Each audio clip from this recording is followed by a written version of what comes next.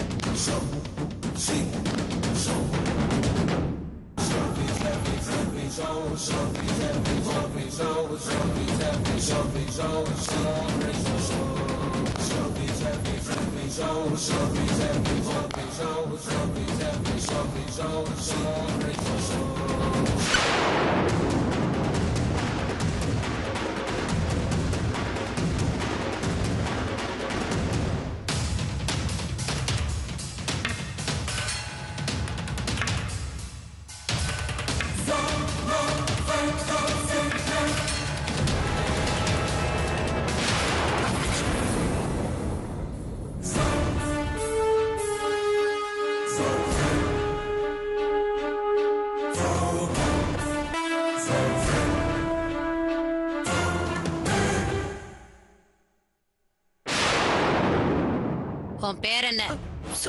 சுஜாதா. என்ன பண்ற? பேங்க்ல மேனேஜரா இருக்கு.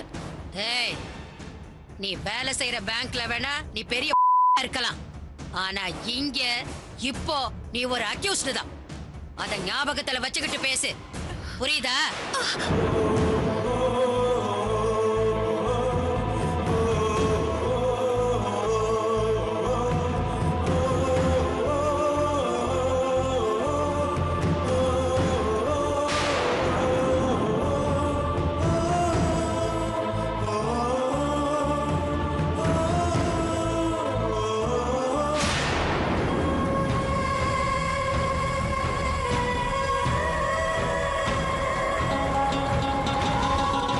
சொல்லு.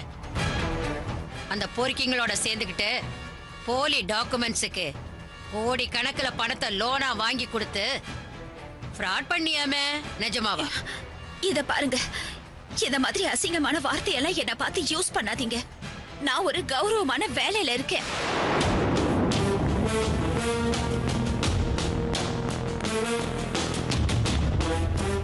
பேசுனா என்னடி பண்ணுவ? அப்படி என்னடி நான் அசிங்கமா பேசிட்டேன்? நீ பண்ண அசிங்கத்தை விடவா பெருசா சொல்லிட்டேன்.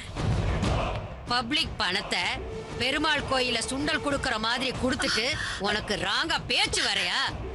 போட்டேன்னா அனாவசியமா என்ன டென்ஷன் பண்ணாத. நான் பக்கா பொறுக்கி. என்கவுண்டர்ல செத்து போனவங்கள பத்தி தானே நீ கேள்விப்பட்டிருப்ப. ஆனா என்கொயரியிலேயே 3 பேர் கதையை முடிச்சிருக்கேன். மர்டர் பண்ணிட்டு வர்றவனே இந்த மணிமேகலைய பார்த்தா தர்றாயிடுவானுங்க. நீ என்னடி பெரிய பிஸ்கோத்து? சொல்லு. இது வரைக்கும் என்னெல்லாம் ஆர்கே குரூப்புக்கு தார வாத்திருக்க? அதுக்கெல்லாம் எவ்வளவு டப்பு வாங்கின? டான்டான்னு சொல்லிடு. சொல்லிட்டா பிரச்சனை இல்ல, இல்லன்னா உன் டொங்கு ஒரு கிழிஞ்சிரும். இது பாருங்க, என்ன இந்த மாதிரி எல்லாம் மிரட்டி பணிய வைக்கணும்னு பாக்காதீங்க. நான் எந்த தப்பும் பண்ணல. நீங்க இப்படி எல்லாம் பண்ணீங்கன்னா உங்க ஹையர் அபிஷியல்ஸ் கிட்ட ரிப்போர்ட் பண்ண வேண்டி வரும். ஏய், என்னடி படிச்ச திமிர காட்டுறிய? ரிப்போர்ட் பண்ணுவியா? சாவடிச்சிட்டு ஹார்ட் அட்டாக் வந்துருச்சுன்னு ரிப்போர்ட் எழுதி வச்சுட்டு போய்கிட்டே இருப்பேன். டிசி என்ன கொஞ்சம் டீசென்ட்டா ஹேண்டில் பண்ண சொன்னதுனாலதான் பேசிக்கிட்டு இருக்கேன். நீ என்னமோ ஓவரா ஆடுற. என் ட்ரீட்மெண்ட்ட பத்தி உனக்கு தெரியாது. எழுந்திருச்சு நடக்கவே முடியாது. ஏய், மரியாதையா சொல்லிடு, இல்ல உன்னை கொன்னுடுவேன். என்னடி பாக்குற?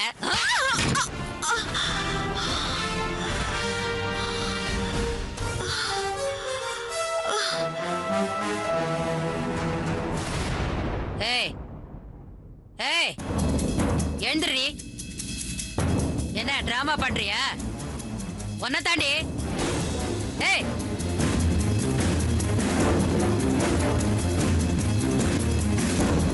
ஏய்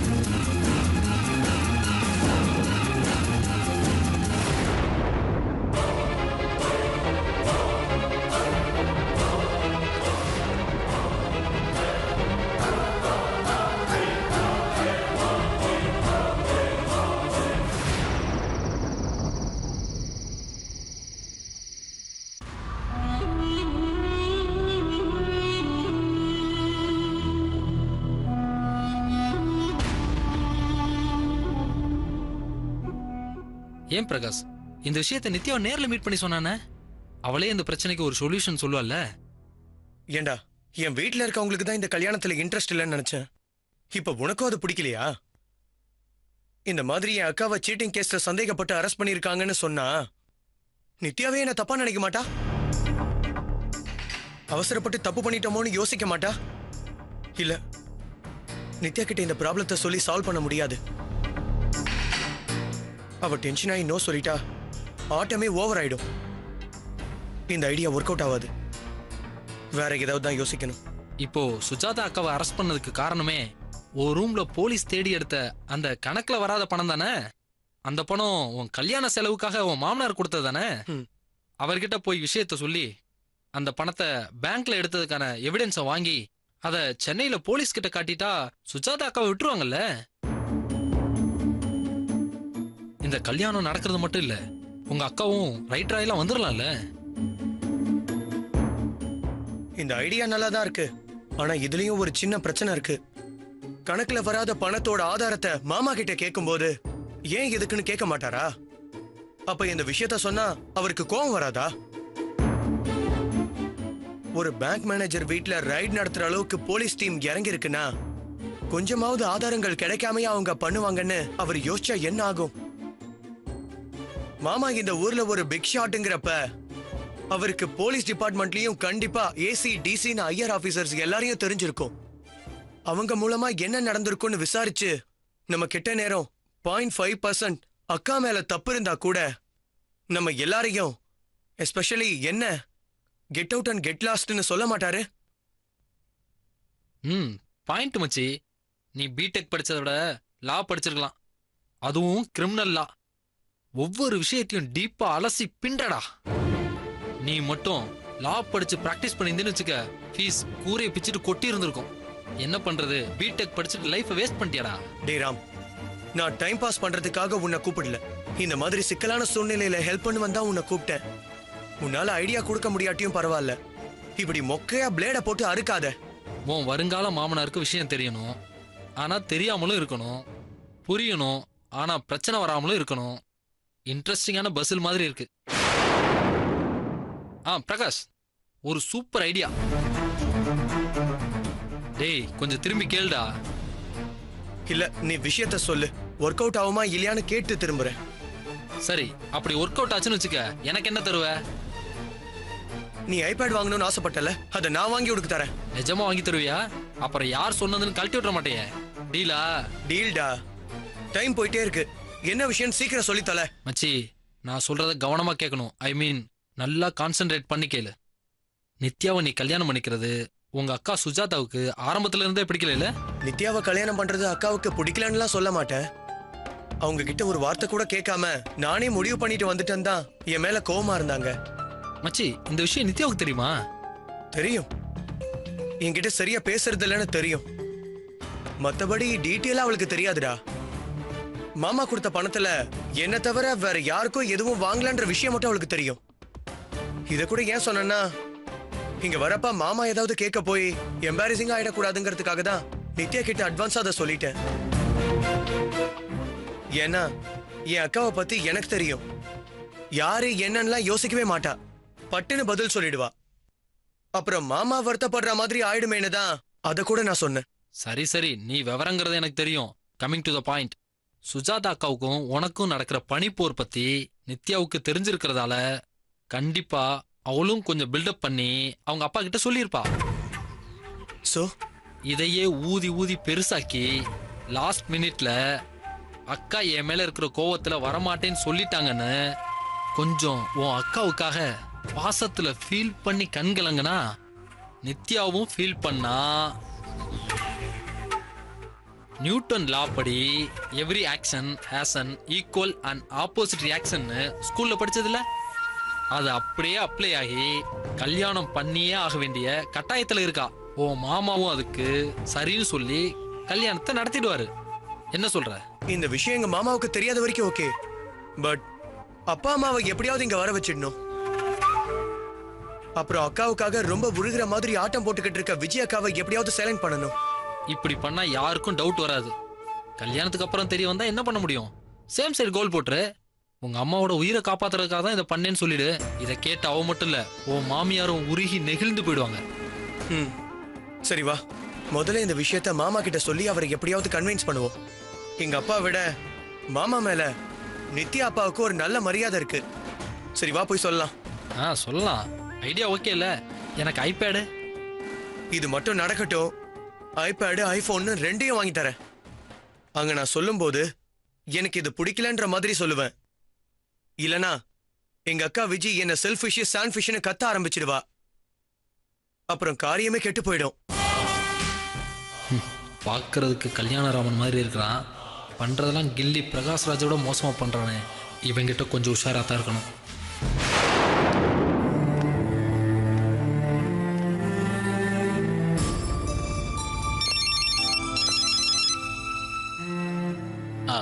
hello hello hello Murali sir. Hello Murali sir. Sir நான் சேகர் பேசுறேன். சேகர் சொல்லுங்க, கேக்குது. I'm extremely sorry sir. Sir அவ முட்டாள்தனமா பேசுனதுக்கு நான் உங்ககிட்ட மன்னிப்பு கேட்டுக்கிறேன் சார். சார் இப்போ அங்க பொசிஷன் எப்படி சார் இருக்கு? வக்கீல் சொல்றத வச்சு பார்க்கும்போது நான் பெயிலபிள் செக்ஷன்ல புக் பண்ணதுனால திங்கக்கிழமை சுஜாதாவை கோர்ட்ல ப்ரொடியூஸ் பண்ணும்போது தான் பெயிலுக்கு அப்ளை பண்ண முடியும்னு நினைக்கிறேன். கல்யாணம் முடிஞ்சதும் நீங்க அந்த பணத்துக்கான ஆதாரங்களை வாங்கிட்டு வந்துட்டீங்கன்னா சுஜாதா மேடத்தை பெயிலில் எடுக்கிறதுக்கு ரொம்ப யூஸ்ஃபுல்லாக இருக்கும். சாட்டர்டே சண்டே கோர்ட் லீவுங்கிறதுனால சுஜாதா மேடம் போலீஸ் கஸ்டடியில் தான் இருக்க முடியும். அதனால மேடம் அங்கே வரதுக்கு சான்ஸே இல்லை. அவங்க அப்பா அம்மாவை மட்டும் இன்னைக்கு லேட் நைட் 10:30 ஃப்ளைட்டில் ஏர் இண்டியாவில் அனுப்பிச்சி வச்சிடறேன். நீங்கள் கோயம்புத்தூர் ஏர்போர்ட்டில் ரிசீவ் பண்ணிக்கோங்க. Okay Murali sir. சார் அவங்க செக்இன் பண்ணதும் மாமாவை என்னை கூப்பிட சொல்லுங்க. நான் போய் அவரை பிக்கப் பண்ணிக்கிறேன் சார். சார் நீங்க எங்களுக்கு பண்ண இந்த உதவிக்கு, இந்த இக்கட்டான சூழ்நிலையில சுஜாதாவுக்கு துணையா மாரல் சப்போர்ட்டா இருந்ததுக்கு எப்படி நன்றி சொல்ல போறோம்னு தெரியல சார். சார் எங்க ஃபேமிலியே என்னன்னைக்கு உங்களுக்கு கடன் பட்டிருக்கோம் சார். சேகர், பெரிய வார்த்தைலாம் பேசாதீங்க. பாவம் சுஜாதா மனசளவில் ரொம்ப உடஞ்சு போயிருக்காங்க. நல்லபடியாக கல்யாணம் முடிஞ்சு நீங்கள் வந்ததும் இந்த கேஸில் அவங்க ஜெயிக்கிறதுக்கும் அவங்க இந்த வேதனையிலேருந்து வெளில வர்றதுக்கும் ஆறுதலாக இருந்தாவே போதும். நான் ஃபோனை வச்சிடறேன். Okay sir. எனக்கு வர வர கடவுள் மேல நம்பிக்கையே போயிடுச்சு. அக்கா மாதிரி ஒரு கேரக்டருக்கு இவ்ளோ கஷ்டத்தையும் வேதனையும் தர கடவுள் கடவுளே இல்ல, வெறும் கல்லுதாங்க. இனிமே நான் சாமியே கும்பிடுறதா இல்ல. உங்க வார்த்தை கட்டுப்பட்டு நான் இங்க இருக்கேன். இல்லனா பஸ்ஸோ ட்ரெயினோ எதையோ பிடிச்சு அக்காவை பார்க்க போயிருப்பேன். ஏமா நான் மட்டும் இங்க இருப்பேன்னு நினைக்கிறியா? பொறுமையா எல்லாத்தையும் சகிச்சுக்கிட்டு இங்க இருக்கிறது உங்க அக்கா சொன்ன ஒரு வார்த்தைக்காக. அதுக்கு கட்டுப்பட்டு தான் நிக்கிறேன். மாமா. என்ன பிரகாஷ், இன்னும் தூங்க போலையா? எப்படி மாமா தூங்குறது? அப்படியே படுத்தாலும் எப்படி தூக்கம் வரும்? சுஜாதா அக்காவை அரெஸ்ட் பண்ணிட்டாங்க. அப்பாவும் அம்மாவும் இன்னும் சென்னையிலேயே இருக்காங்க. இப்ப இந்த விஷயம் தெரிஞ்சா கல்யாணம் நடக்குமா இல்லையானே தெரியல. இவ்வளவு டென்ஷனுக்கு மத்தியில எப்படி ரெஸ்ட் எடுக்கிறது? ஏன் பிரகாஷ், அதுக்கு இப்ப என்ன பண்ணுங்கிற? இவன் என் ஃப்ரெண்டு ராம் கல்யாணத்துக்காக வந்திருக்கான். என் கிளாஸ்மேட்டு சென்னையில தான் இருக்கான். பிரச்சனையை கேட்டதும் என்னை பார்க்க வந்தான். நாங்க பேசிட்டு இருந்தப்ப இவன் ஒரு சஜஷன் சொன்னான். அவன் சொன்னதுமே அது தப்பு, எனக்கு பிடிக்கலன்னு சொல்லிட்டேன். இல்ல உனக்கு ஒன்றும் தெரியாது, அனுபவம் பத்தாது, மாமா கிட்ட சொல்லலாம், அவர் புரிஞ்சுக்குவாரு அப்படின்னு சொன்னா. அதான்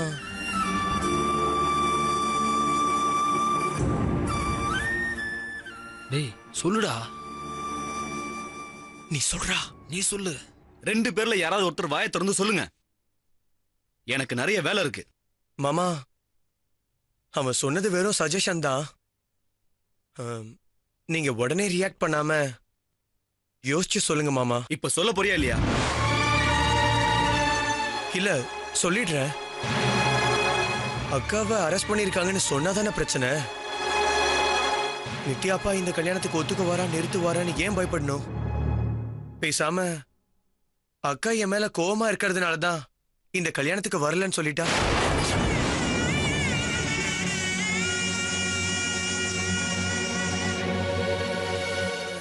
தேங்க்ஸ். அக்கா என் மேல கோவமா இருக்கிறதுனாலதான் இந்த கல்யாணத்துக்கு வரலன்னு சொல்லிட்டா.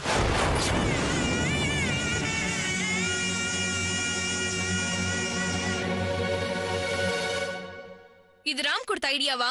இல்ல நீயே நாங்க ஏதாவது அசிங்கமா சொல்லிட போறோம்னு ராம் சொன்னதா சொல்றியா? சொல்றா. இந்த மாதிரி கிரிமினல் புத்திலாம் உனக்கு தான் நல்லா வரும். ஏண்டா அவனே சொன்னாலும் அத நீ எங்க கிட்ட வந்து சொல்றியே, உனக்கெல்லாம் கேவலமா இல்ல?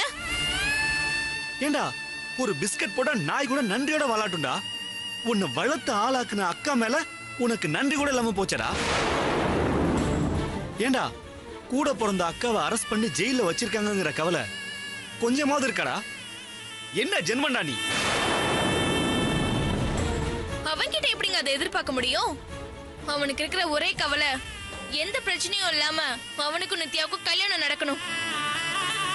அவங்க வீட்டுக்கு வீட்டோட மாப்பிள்ளைய போகணும். அது மட்டும்தான் இப்ப அவனோட ஒரே விருப்பம். Priority etcetera etcetera. மத்தபடி சுஜாதா அக்காவை ஜெயில இல்ல தூக்குல போட்டா கூட அவன் கவலைப்படவும் மாட்டான், கலங்கவும் மாட்டான். அப்படிதானே பிரகாஷ்? என்ன பிரகாஷ், உண்மையை சொன்னு கோவம் வருதா? எரிச்சலா இருக்கா? இப்போ நல்லா கேட்டுக்கோ, நெத்தில ஆணி அடிச்ச மாதிரி கேட்டுக்கோ. போகட்டும் போகட்டும் நம்ம தம்பி ஆச்சுன்னு பார்த்தேன். எப்ப நீ இந்த அளவுக்கு துணிஞ்சிட்டியோ இனிமே எனக்கு உன்னை பத்தி கவலை இல்லடா. என்ன நீ ஏதாவது பண்ணிடுவியோன்னு எனக்கு பயமும் இல்ல. இதுக்கு மேலேயும் உன் சுயநலத்தையும் பேராசையும் பார்த்துட்டு என்னால சும்மா இருக்க முடியாது. நீயாவது அக்கா உன் மேல கோவமா இருக்கிறதுனால வரலன்னு உன் மாமனார் கிட்ட போய் தான் சொல்ல போற. ஆனா நான் சுஜாதா அக்காவை அரெஸ்ட் பண்ணி ஜெயில இருக்காங்கன்ற உண்மையை போட்டு உடைக்கிறது மட்டும் இல்லாம உன்ன மாதிரி ஒரு ஈன பிறவிக்கு உங்க பொண்ணு கல்யாணம் பண்ணி கொடுக்கறத விட உயிரோட இருக்கும்போதே அவளுக்கு கருமாதி பண்ணி வைக்கிறது பெட்டர்னு சொல்லிட்டு போவேன். என்னடா பாக்குற? என் கண்ணு முன்னாடி இன்னும் ஒரு நிமிஷம் இருந்தா அவ்வளவுதான். ஒழுங்கு மரியாதை வெளியில போ. போடா.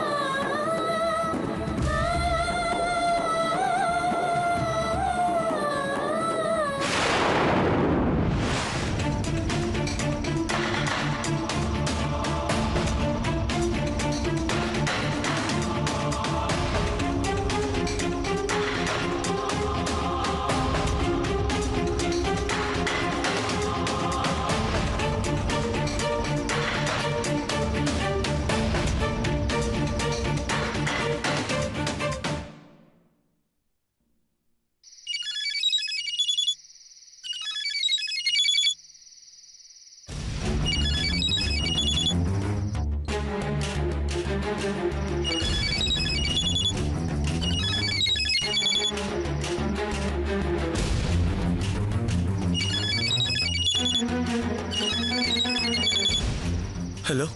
ஹாய் பிரகாஷ். என்ன தூங்கிட்டு இருந்தியா? டிஸ்டர்ப் பண்ணிட்டேனா? சாரி. எங்க தூங்குறது? இருக்கிற பிரச்சனைக்கு எங்கேயாவது எஸ்கேப் ஆயிடலான்னு தோணுது. பிரகாஷ். இல்ல இல்ல, ராம் ரூமுக்கு வந்திருந்தான், அவன் கூட பேசிட்டு இருந்தேன். ஓ, அதுக்குள்ள ஃப்ரெண்ட்ஸ் எல்லாம் வந்துட்டாங்களா? அவங்களுக்கெல்லாம் கம்ஃபர்டபுளா இருக்கான்னு செக் பண்ணியா? செக் பண்ணிட்டேன், எல்லாரும் ஹாப்பியா இருக்காங்க. நித்யா, நீ இன்னும் தூங்க போலையா? இப்பதான் எல்லா வேலையும் ஒண்ணு ஒண்ணா பண்ணிக்கிட்டு இருக்கோம். ஆக்சுவலா எதுக்கு இப்போ உனக்கு கால் பண்ணேன்னா அப்பா உன்கிட்ட எதுவும் பேசணுமா? இந்தாங்க டாட். ஹலோ பிரகாஷ். பிரகாஷ், லைன்ல இருக்கியா? நான் பேசுறது கேக்குதா? Yes uncle. சொல்லுங்க uncle. How are you? I'm fine. நீங்க தங்கி இருக்கிற இடம்லாம் வசதியா இருக்கா? சாமி உங்களை நல்லா பாத்துக்கிறாரா? அவர் சமையல்லாம் பிடிச்சிருக்கா? எல்லாமே சூப்பர் அங்கிள். அப்புறம் 5 ஸ்டார் ஹோட்டல்ல கூட இப்படி ஒரு டேஸ்ட் கிடைக்காது. அக்கா மாமா எல்லாருக்குமே ரொம்ப பிடிச்சிருக்கு. கெஸ்ட் ஹவுஸும் சூப்பரா இருக்கு. Oh, thanks for your compliments Prakash. அப்புறம் அப்பா அம்மா சுஜாதா எல்லாம் வந்துட்டாங்களா?